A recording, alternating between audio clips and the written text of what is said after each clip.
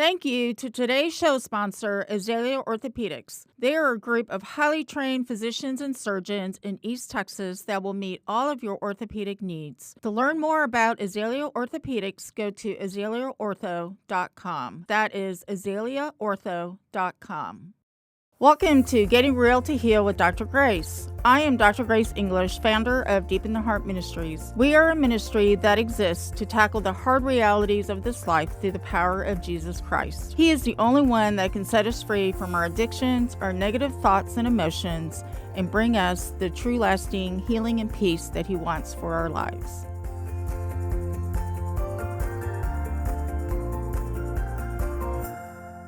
Today's topic is story of survival. As most people think of abortion, they think of it as a political issue, but it is not. It is actually a very personal issue. I, too, had an abortion when I was 18 and found myself in an unplanned pregnancy. I had suffered a lot with PTSD symptoms for many years until the Lord forgiven me and set me free from the shame and guilt of that abortion. But when you think about abortion, we know about the men and the women that are left behind, who are left struggling after they've lost a child. But have you ever thought about the children whose lives who had been aborted? What kind of personalities were they like? What kind of gifts and talents did they have that they could have contributed to the world? Would they have married and have children of their own? Well, today, you are going to hear from a very special guest, my dear sister in Christ, Claire Culwell. She survived her mother's abortion attempt on her life. She is an abortion survivor. Claire is an international pro-life speaker and an author of Survivor, an abortion survivor's surprising story of choosing forgiveness and finding redemption. She was adopted as a baby into a loving family, Barbara and Warren Colwell, whom I actually very much love, and they've been serving the Lord for many years. I met Claire actually when she came to Tyler in 2011, 2012. She came because she was a keynote speaker at our Sanctity of Human Life service at my home church, Green Acres Baptist Church. And I believe about that time, that was when Claire began diving into her full-time speaking ministry and becoming very involved in the pro-life movement. Claire has been featured on multiple media outlets such as Fox News, Focus on the Family, Life Today, The Daily Wire, and the Creation Museum in Kentucky, which I went to a few years ago. It was actually really sweet. And I did see Claire's things there, so that was pretty cool. She lives in East Texas now. Woohoo! She moved from Austin 2 years ago, and she lives in Lindale with her husband David and their children. And so Claire serves on the board of Texas Alliance for Life and the local pregnancy center. So welcome to the show, Claire. Thank you for being on here. Thank you so much for having me. Yeah, so Claire, why don't you tell us a little bit about what your life was like growing up? I had an incredible childhood. My sister Rachel and I are both adopted. Our parents worked for what at the time was Campus Crusade for Christ, a ministry that mostly goes to college campuses in the United States and shares the gospel and disciples people, but also goes overseas and has mission trips. And so I grew up as a missionary kid. I lived in Costa Rica for about 9 months as a kid, and then in Mexico for just about a year total, 2 different trips, and just had this great upbringing. I loved my parents, still love my parents, and my sister Rachel and I knew. We can't actually remember finding out that we were adopted. It was just our normal. But we had a really healthy foundation that was laid for us. We grew up, obviously, in a family that was centered on the foundation of Jesus and what that meant for us as children of God, but also for our family. And so it was great. Yeah. I can't imagine a better Yes. upbringing. So when did you become a believer? Were you in I was grade young. school? Yes, I was Okay. young. I mean, I kind of remember it, but I've just always known Yes, Jesus. you did. It was just always there. But I did make that decision, prayed to receive Christ as my Lord and Savior when I was probably 7 or 8 years old. My dad Right. baptized me probably around that time, within a year or two. And So super sweet. neat. My dad has actually now baptized me, my sister, my husband, and my son, and soon should baptize my girls when they're Yay! ready, because they both vocalized that. That is so exciting. Yes. What a gift that y'all have received, from your father on that. So, Claire, when did your parents tell you when you were adopted? That I was adopted. Uh-huh. See, I don't remember finding out. It was just always a conversation in our household that my sister and I were both adopted. We knew that we had birth mothers. It was a very positive thing. We knew that they gave us our family and our life. And Right. so there's not like a moment where I remember finding out. It was just always part of our Right. story. And so you felt so loved. You didn't have any Mhm. feelings of being abandoned or anything like that. You knew this was your family that God had given you. And I believe I read that Rachel had visited her birth mom at some point, and that kind of prompted you to go find out who your birth mom was. And so tell me how old you were and, what was that first meeting like? Yes, she met her birth mother when I was 20, and she's a couple years younger than me, but my sister had an open adoption, and so my parents had kept in touch with her birth mother. And my sister was in the state that her birth mother lived, and they decided to meet. I wasn't there for that meeting, but her birth mother came to visit us a few months later. And that was the first time I realized, like, oh my goodness, just like my sister has a birth mother who gave her life, who gave me my sister, I have one. And I thanked my sister's birth mother for giving me my sister that night at the dinner table. Mm-hmm. And that's when I realized, oh my goodness, I need to thank my birth mother. I would really like to do that. And so we reached out to my adoption agency in Oklahoma City, and a woman named Debbie answered the phone. And she told me that she was actually staring at my baby picture, that it was sitting on her desk, that it had been there now 21 years. And she said that she was my birth mother's caseworker. And she said, your birth mother was very young. She loved you very much, but I haven't kept in touch with her, but I would love to help you find her. Mm-hmm. And so she did. She found my birth mother. My birth mother agreed to meet me. And we had this incredible first meeting.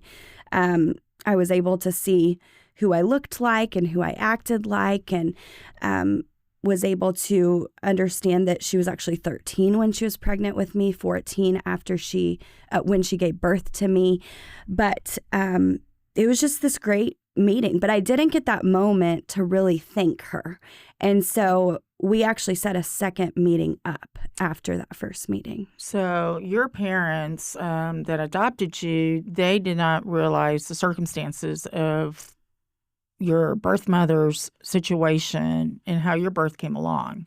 So you all are discovering this all together. And so yeah, I bet that was really exciting to finally meet your birth mother. And her name's Tanya? It is. Yes. And so when did you learn about how the circumstances about your birth?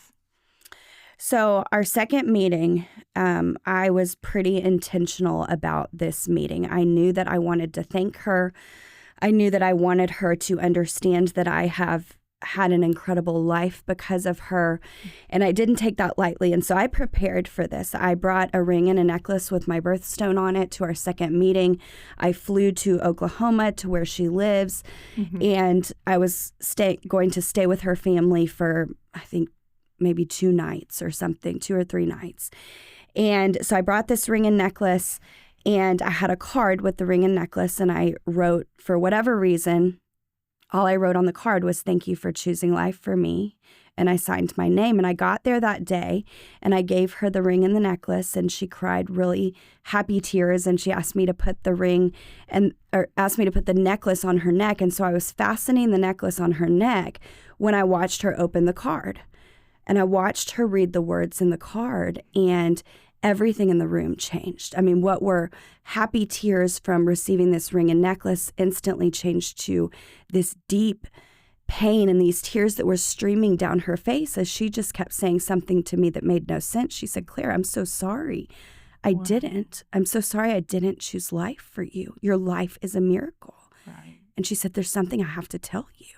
So it was at that moment, her heart was so convicted, and there was no more hiding from the fact of what she had intentionally tried to, end your life through the abortion. But I know it's a beautiful thing, though, that seeing your birth mom just pretty much just collapse in deep sorrow. But at the same time, she was brave enough, Claire, to begin speaking about what had happened. And, the selfish decisions she had made, it wasn't easy. She was 13 years old. And so as she's weeping and she's telling you all of this, I'm sure you were in total shock. I was. I had never heard anything like what she was about to tell me, what she was about to describe, her circumstances, my circumstances. I was in total shock, but more than anything, I was so empathetic towards my birth mother because I knew as I sat with her and I recognized her pain and her tears that I had never experienced any kind of pain like that. And she went on to describe being pregnant with me at 13 years old and being told that abortion was the best thing for her by her mother, by the doctors, and that she had an abortion while she was pregnant with me. She actually had a late-term D&E abortion, which is a dismemberment abortion that tears the baby's body apart limb by limb. Wow. She said it was excruciatingly painful, that nobody, when she was in the abortion room, that the doctors never once spoke to her, never asked her what her choice would have been, never encouraged her to know that she could be a mother, that she was capable and strong enough of motherhood, that there were resources for her. Nobody spoke to her. They just said, "Here's your abortion. You can go home and pretend like it never happened." Right. And she said she did. She went home after that, tried to get back to life as normal as an 8th grader. And she said that she remembers her first kick and her first movement and realizing something's not right. And she went back to the doctor with her mother, and they told her that the abortion had been successful because she had been pregnant with twins, and that the abortion that had successfully aborted my twin had accidentally missed my body. Wow. And after that, her mother actually drove her to Kansas to have a second abortion because she said, "My daughter is still 13. She's still not ready to be a mother. We need a second abortion." But she was turned away in Kansas because the abortion instruments had ripped the amniotic sac that I was in during the abortion that successfully aborted my twin. And so it was too dangerous for my birth mother to have a second abortion. And so that's when her mother dropped her off at this adoption agency, and she lived there until I was born at 30 weeks.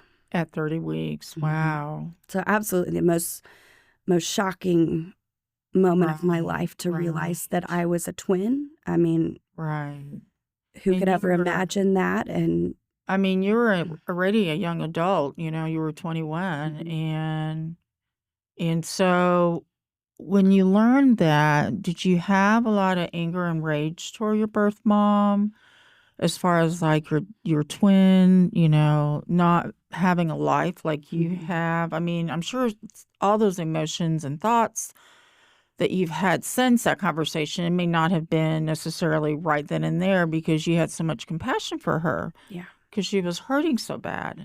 And she'd been carrying that shame and that dark secret for a very long time. And so that is just an example of how many lies that are out there, Claire, that the enemy has spoken into this culture, letting young women who, like, they have no choice, but they have to choose abortion, or they cannot have a normal life, Mm-hmm. go to school, Mm-hmm. have enough money to raise kids. I mean, unfortunately, that has just been going on for decades. But more and more people now know the truth. Mm-hmm. They know that young women who are needing help, there's so many local pregnancy centers Mm-hmm. and churches who are there who want to help these young women to say, you can still choose life for your child. The Lord will tell you if you are to raise them or if you're supposed to give them up for adoption. But that's not the end of your life, and they don't have to live with the shame and the guilt, And so at that time, after he had heard that and really was processing it and just talking with the Lord about it, is that when you started feeling that God wanted to use that part of your birth story for his mission? Had Yeah, I can say that I never felt 1 ounce of anger towards my birth mother. Now, insert the hard thing to overcome was that she said, we're going to meet my mother the next day. And so I was then not just saying yes to my birth mother, yes, I forgive you, yes, I understand, I empathize with you, I care about you. I also was going into the next day of, okay, now I get to choose to forgive this person who genuinely, I do believe, did what she thought was best for her daughter, because she did not have people around her telling her that you can be the mother who empowers your child to know that they can choose life. And she didn't have this community, that I grew up with, this community of believers that said, you know what, there's grace, there's hope, there's something so beautiful that can come out of this situation, even though it's hard and the circumstances seem impossible. Like, there's a light at the end of the tunnel here. There's a miracle at the end of the tunnel here. And so yeah, I didn't have anger. I did have awkwardness meeting her mother, but over the years I've had to choose. Like, do I choose to not forgive, or do I choose to forgive? And every day I wake up, it's a choice that I made that day there with my birth mother. Right. It's a choice I've had to make every day since, and it's a choice to forgive. And I think because of her tears, and because I desperately wanted her to know the forgiveness that is available to those who place their faith and trust in Christ, I knew that I could share our story in a way that brings hope to people, opens their eyes to the forgiveness of God, but also speaks the truth of what abortion is, all encompassing. And that's hard. But that's what I've tried to do. And so did I go looking for it? No, I just happened to be in the right place at the right time. I am 100% an introvert. I hate controversy. And so I was actually living in College Station. I was going to school. I was studying to be a nurse. That was my plan for my life. God had a different plan, because he put me in this college town where there was a Planned Parenthood, which is our nation's largest abortion provider today, and was back then as well. And he put me in this town, and I saw these people just a few months before I met my birth mother. I saw these people praying outside of this Planned Parenthood, and I had stopped and asked them what they were doing, because I kind of thought, what in the world are these people doing out here? And they told me that this was an abortion facility, that they knew what abortion did to not just to the child, but to the unborn child, but to the mother, to the father, to the family, to the next generation. Correct. And I thought, I agree with that. I grew up as an adopted child. I know personally what an alternative to abortion can do for a child, for a family. But I thought, I'll never do that. Well, fast forward, I meet my birth mother. I go back into this circle of well-meaning people, a great Christian community, but back into this culture of nobody speaks the word abortion. I'd never thought about it before I met my birth mother. I would say we would have considered ourselves pro-life, but just hadn't been affected by it, hadn't thought about it, Right. hadn't done anything about it. And so I went back into this culture where I was trying to navigate like who I was as an abortion survivor, as a twinless twin, and how to have this conversation with people like, hey, I just met my birth mother and guess what I found out, which proved to be an eye-opening conversation, but like I didn't know where to go for support. And so this little voice in the back of my head said, go back to those people on the sidewalk. And so I did. I went back to the people on the sidewalk. I told them what I had found out. And they said, Claire, you need to tell this story. They said, imagine how people could humanize the unborn child through your story, through your face, through your very existence. Mm-hmm. Imagine what that could do for people. Imagine what that could do for this culture. And I thought, no, that's not me. That's not what God's called me to do. I don't like controversy. I'm an introvert. I'm definitely not a speaker, a communicator. I have this great plan for my life. But they just said, pray about it, and I did. And I asked my birth mother, could I share it with this little youth group one day? And she said, yeah, if it could save one life, if it could save one girl or woman to know that she can make a different choice, that she's capable of motherhood, that there are resources for her. I didn't know any of these things. That's what I needed to know in my moment of desperation. Then yes, go, you can share it.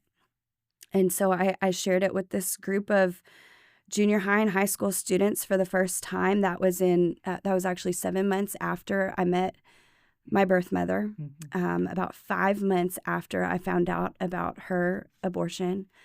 And I watched as these kids were able to humanize the unborn child through my story and empathize with the woman like my birth mother, the woman like you, who just needed someone to stand in the gap for her. Right. And after that, I said, okay, God, I'll do it. And joke's on me because it was like floodgates, 20 times a year. And then I actually think I met you in 2010. Oh, it was earlier. It was the first year, I think, that I was speaking because I met my husband in 2011. Oh my gosh, Claire, that's right. That is right. Your memory's better than mine. Yeah.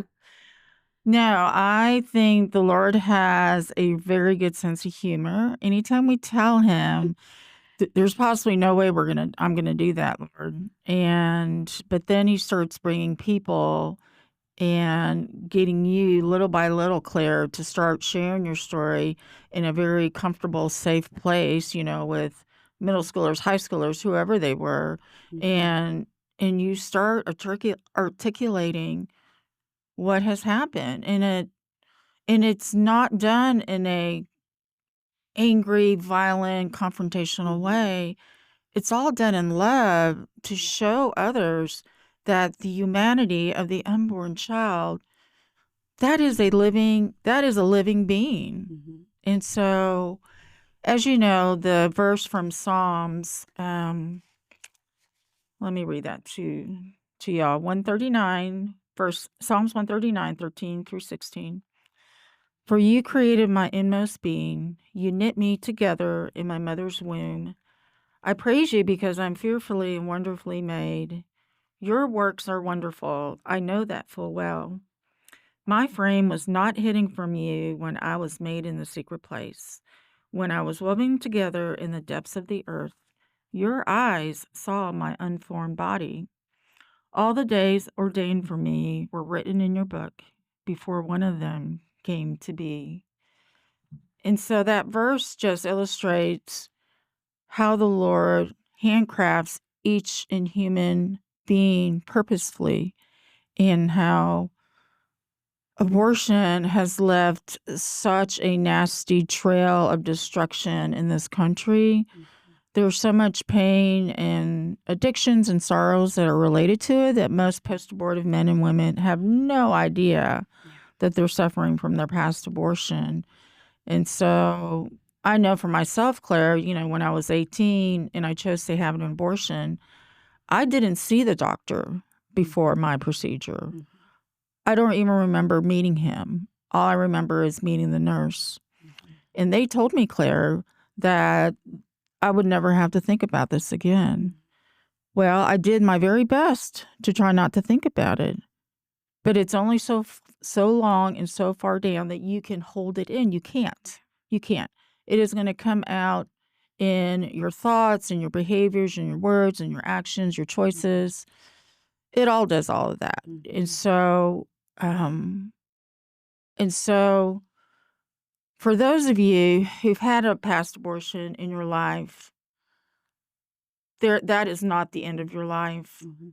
Your child's last breath here at that time of abortion was followed by his first breath with the Lord. Mm-hmm.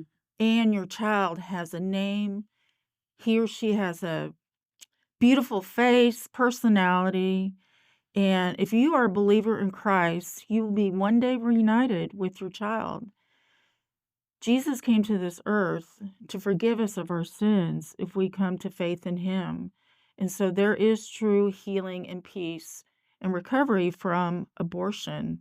And there are so many abortion recovery ministries all across this nation. In fact, in East Texas, we have CARE, Christ-Centered Abortion Recovery and Education, which I was a part of many years ago when I met Claire. And you can find them at careabortionrecovery.com if you are somebody or you know someone who has struggled with a past abortion and they just need help. And so, Claire, I know through the years, being in the pro-life movement, you have met men also who've been impacted by the loss of their child. So what kind of things have men approached you after you've spoken? What are some of the things that they have shared with you that has kind of opened your eyes to how men are impacted by abortion? I've met so many different types of people who've been impacted by abortion over the years. I actually spent quite a bit of time in March with former abortion doctors face to face having a conversation. And so, a common misconception about abortion is that the only person who's impacted or two people, I guess, would be the baby and the woman. But I have met men who regret lost fatherhood due to an abortion, whether it was his choice, whether he was a part of that decision or whether he wasn't, because so often men are left out of that decision. And so I've met both. I have a friend, his name is Jason Jones, and he is actually a movie producer. He produced the movie Bella. If you've seen it, it's a great movie. Yeah. And he served our country. He's a great guy, and he travels the country sharing his story of taking his girlfriend in high school at the time to have an abortion and how that deeply impacted his life. And while men don't have the physical complications that women so often do with their abortion or after their abortion procedure, men still have that regret, and they still can suffer the emotional aftermath of abortion that women experience, such as emotional distress and suicide. And so often women and men can, like you said, go into practicing addictive behaviors, even go into, prostitution kind of things where they're devaluing their body because of what they did, and they're just trying to bury that. I know when I met my birth mother, she hadn't told anyone about this in 21 years, and it was like this weight lifted off of her. And so I do appreciate you sharing with our listeners today just that there is hope and there is grace and forgiveness on the other side of an abortion. And I hope that just like the women we spoke to, that the men that are listening who have experienced abortion or participated in it in any way, even simply paying for it or driving someone to have an abortion or not speaking up at all when you knew that you could, that there is hope and healing on the other side of abortion for you too. Right. In the show notes, I am going to post a link for a website. It's Men in Abortion, and they have so much good information about how abortion impacts the man. And so I encourage you to look that up if that is something you need to read up on. And so Claire, how have you memorialized the life of your twin brother? Thanks for asking that. Mhm. I knew, you know, years ago when I began to share my story and with the approach that I knew that I would share my story with, which is approach of um, grace and forgiveness and hope, Mhm. even when truthful words are spoken. I hope that the hope and the forgiveness and the grace overpowers any kind of truth that I could ever share about abortion.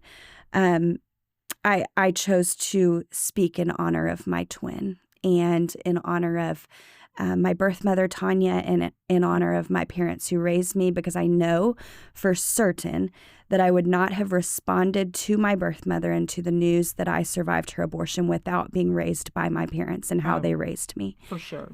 And so I also have named my twin. I named my twin what my parents would have named a son if they were able to Oh, adopt a son, because my dad always dreamed of having a son to go hunting and fishing and do all the yeah. things he loved, and he would have passed on his family name.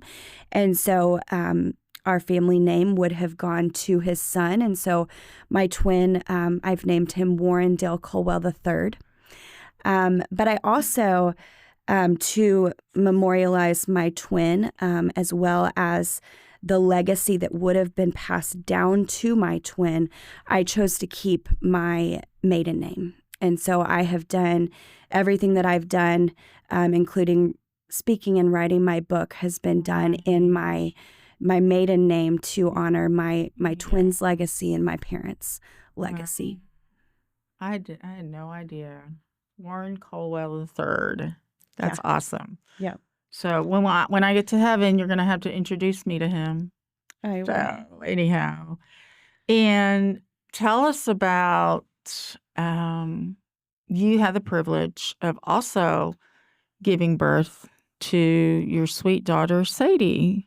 And yeah, just tell us about just the Lord's kindness in that. And before you tell us about that, I do want to tell the listeners that Claire, she did have physical deformities and chronic pain stemming from that abortion many years ago.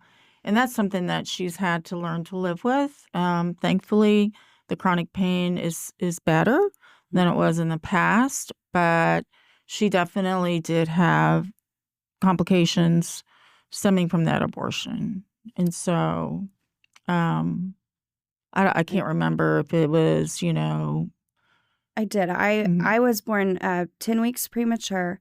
I weighed 3 pounds, 2 ounces, and I had a Right. dislocated hip and I had club feet. And so I went through multiple body casts as the doctors corrected these complications. And I was a patient at the Children's Crippled Hospital. Well, back then it was called Scottish Rite Children's Crippled Yes. Hospital in Dallas. Now it's just the Wow. Children's Hospital, I think. But through the years, my birth mother was told that those complications were due to her abortion.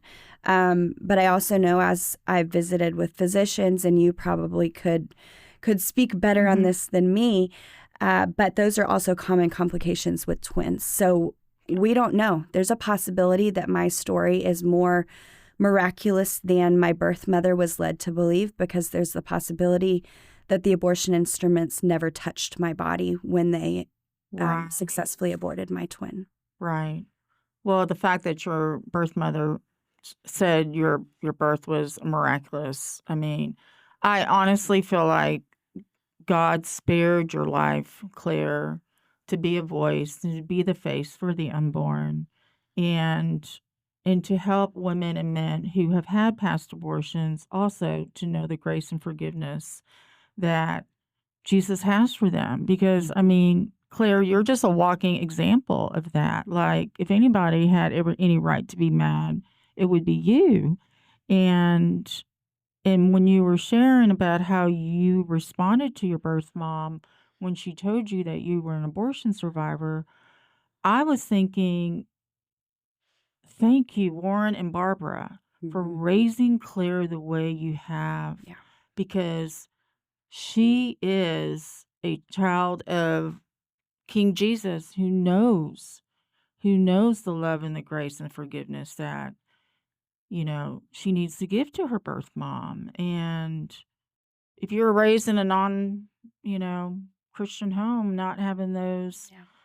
biblical insight and knowledge, things would have been very different, I believe, for you. Very different. Yeah. And so Claire, I know that you've been active. You've shared your testimonies on political platforms and trying to change the laws, and even with Roe v. Wade being overturned across the nation, but now the states all have to decide themselves if abortion is still going to be legal. Have you seen anything positive that has come out of that with the Roe v. Wade, being overturned? I have. Yeah. Okay. Um, it did give the abortion decision back to the states, which, like, for instance, in Texas, that has been really good. As soon as Roe v. Wade was overturned, abortion became illegal in our state, and it has protected.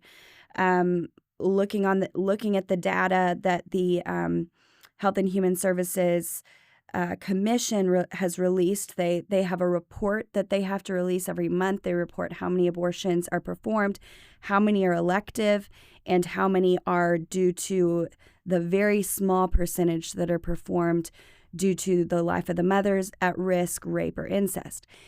And looking at the data, you can go back to June 2022 when Roe v. Wade was overturned.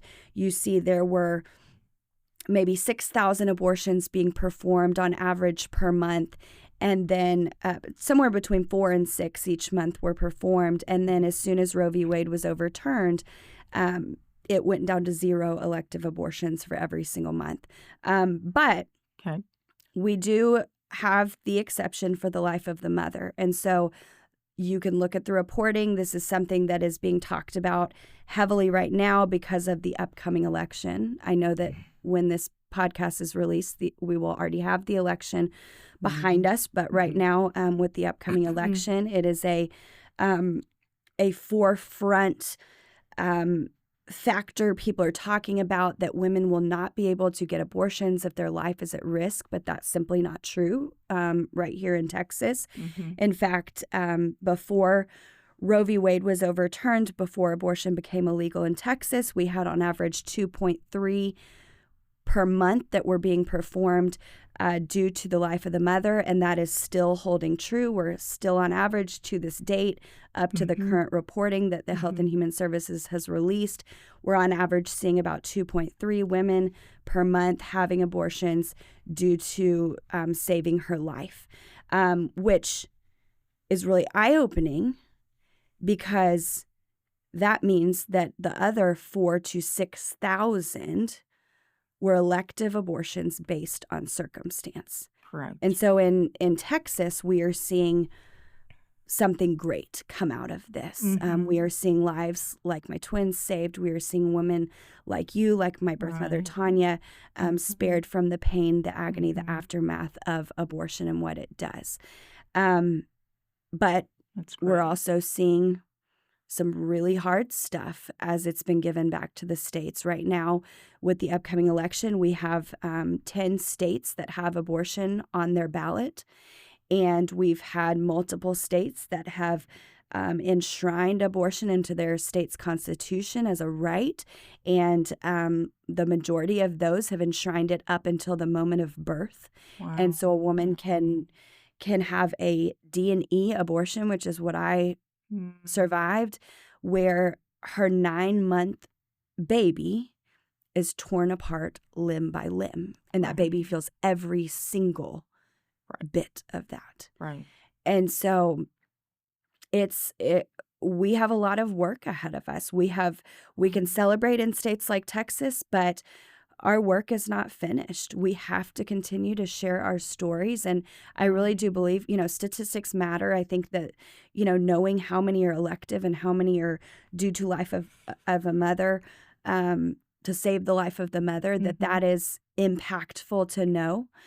But I think that stories are really what change people's minds and hearts on an issue. And so I think that we've got to continue to speak up and fight for women like my birth mother. And there's so many good things that you just said, Claire, but I wasn't planning to share this story, but I will. When I first started doing abortion recovery in 2008, my kids were old enough to know that they were 8, 10, something like that. And I was like, okay, I'm going to share my story publicly. I need to tell them. And so I was asking the Lord, how do I approach this? And I remember one evening, Claire, Sarah and Daniel were in my room, and my kids tucked me in, so into bed. And I felt the Lord's telling me it's time. And I said, when I was 18, I was a college student. I for all the wrong reasons, I chose to have an abortion. And so my kids looked at me. They didn't say anything initially. My daughter walked out of the room, but Daniel, he came in and he was like, Mom, that's okay. You should have just given birth to the baby and had it, given up for adoption. And Sarah then comes in and says, Mom, when people ask me how many brothers I have, do I tell them, do I have 2 or do I have 3? So she gets it. I mean, children get the fact that they have a sibling, and because their lives matter. And Claire, in my generation, my family of origin, there's literally 6 people missing from abortion in my family tree. And I know with my spiritual eyes, I have seen the destruction of their lives because of that abortion that they never, ever wanted to ever talk about. And it's just so sad. It just makes my heart so sad because, I would have a brother. He would have had a wife and a family. And, it would have just changed our family of origin growing up. Yeah. But at the same time, I have forgiven, because who can I throw a stone at? Who's to say that I don't make any mistakes? Because I do. We all fall short daily. And so, but sharing your story is so important. And that's what I've seen being in abortion recovery for so many years is that, there are many young girls who have heard our stories and they have chosen life because the humanity of the child was made known to them, that this is your child, this is your son, this is your daughter. No matter however you want to think about it, if you choose to give life or not, you're still going to be a mother. Yeah. And and I love what you said about we have to be active in changing hearts. And so when you were a college student at Texas A&M, I'm sure it was 40 Days for Life that was praying outside of Planned Parenthood. And so that is one of the many ways that us pro-life, men and women can get into, the movement of changing this culture of death into a culture of life. And so what are some other ways have you seen that other men and women could get involved in the pro-life movement? There are so many ways. I mean, obviously vote for godly values. But, my birth mother told me what she would have needed in her moment of crisis, which is somebody to acknowledge her, for one, to speak to her, and to tell her that there were resources available for her, tell her that she was worthy of walking alongside of, that she was capable of motherhood, so many things. And I think, one, praying outside of abortion facilities, it really is impactful because most women are looking for a sign or looking for a way out. No woman longs to walk into an abortion facility and have an abortion.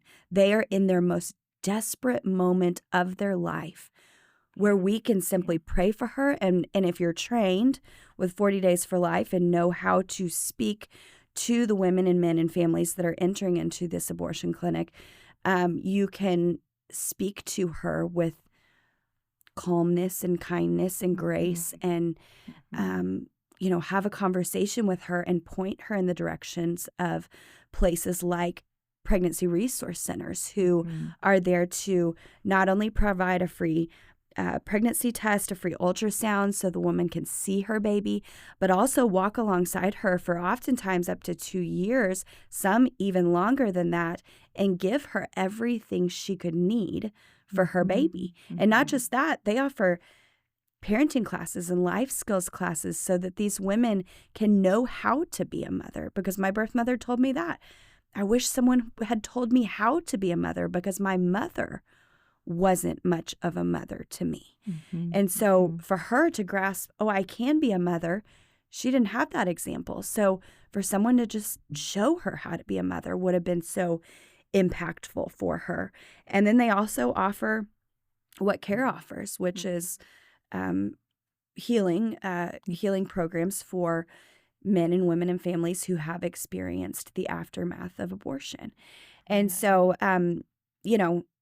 we can look at the other side, the abortion industry and the liberal movement, if you will. They put their money where their mouth is.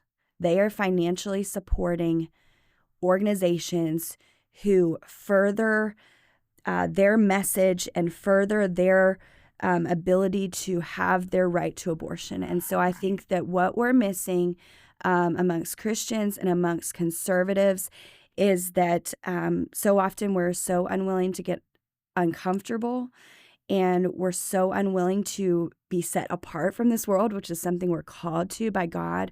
And we're unwilling to speak out and to put our money where our mouth is. And so my encouragement would be pray, go before the Lord.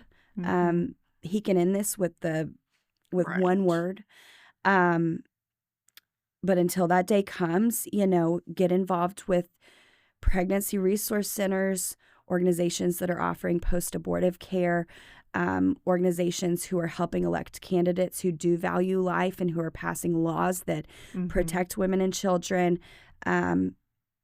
Be bold and be willing to speak up, but also financially support organizations who are doing something about it, because not every single person is going to be able to do what I do. Not every single person is going to be able to do what you do, but we can all do something. And supporting these organizations like CARE, like pregnancy centers, that is God honoring, and it is furthering a culture that affirms life. Yes, so true. Thank you so much for all those different ways that we can invest in and help, change our culture to become a culture of life. And so Claire, tell me about your book. I think you wrote it in 2021. It came out in April of 2021. It was a 2-year counseling session is what I like to call it, because I had to dive deep into my upbringing and all the way up to, meeting my birth mother and then God creating my own family and my husband and children. And so if you need some counseling, write your story. That's okay. That's what I tell people. But it's all the things I shared today and so much more. Goes all the way up into me starting a family myself. And as you mentioned, me giving birth to my only biological daughter, Sadie June. And it's just my journey of kind of being awoken to my circumstances, choosing forgiveness, and finding the redemption that only God can provide in a culture and in relationships like my birth mother and I's. So Claire, I will need to get your book. So, and even though I know your story, I know there's going to be so much more in that book. And I know it wasn't easy at times for you to write that book. But I know God is going to use that book in such a mighty way, Claire, for his glory and for his purpose. And so deep in the heart, we've had a women's conference for the last 3 years. And this coming March, we are going to have our 4th one. And it is going to be at the Holiday Inn in Tyler, Texas. And Claire is going to be one of our main stage speakers. So we are so excited to have her come back and share her story with us again. But Claire is also going to talk a lot about the forgiveness and the healing and the reconciliation that the Lord has given her with her birth mother, Tanya. And so I encourage you to go on our webpage, deepintheheartministries.com, and you will see all of the other speakers that will be there and the topics that they're going to be talking about. And Claire and I would love to meet you and see you there at the conference. And so Claire, thank you so much for being on the show today. Thank you. You're a precious human being. Your life has been so filled with purpose from day one. You had no idea what the Lord had in store for you. Sure didn't. But that's the kind of God he is. And so whenever you listen and you obey and you follow him, your life couldn't be any fuller. You know what I mean? And so I just think it's fabulous how he has so moved your life and moved you along to where he wants you to be, you know? Well, thank you for having me. I knew it when I met you. I just admired you and your boldness and your willingness to share about your past abortion experience and how God has used that to impact so many people's lives. And I thought, if she could do it, maybe I could do it. And so thank you for being an example of somebody that's been faithful and obedient to God to share your story and helping others like me know that I can do it too. Yes. Thank you, Claire. All right. Well, thank you, listeners. That wraps up today's episode of Getting Real to Heal with Dr. Grace, and we will see you the next time. Thank you to today's show sponsor, Express Employment Professionals. They are the leading staffing agency in East Texas, and they have helped thousands of businesses and companies find the right employees. If you are somebody that's looking for a job, Express Employment Professionals can also help you. Go to expresspros.com. That is expresspros.com. If you liked what you heard today and you want these Jesus stories to go out into the world, please consider giving to deepintheheartministries.com. You can also get a hold of me at grace@drgraceenglish.com.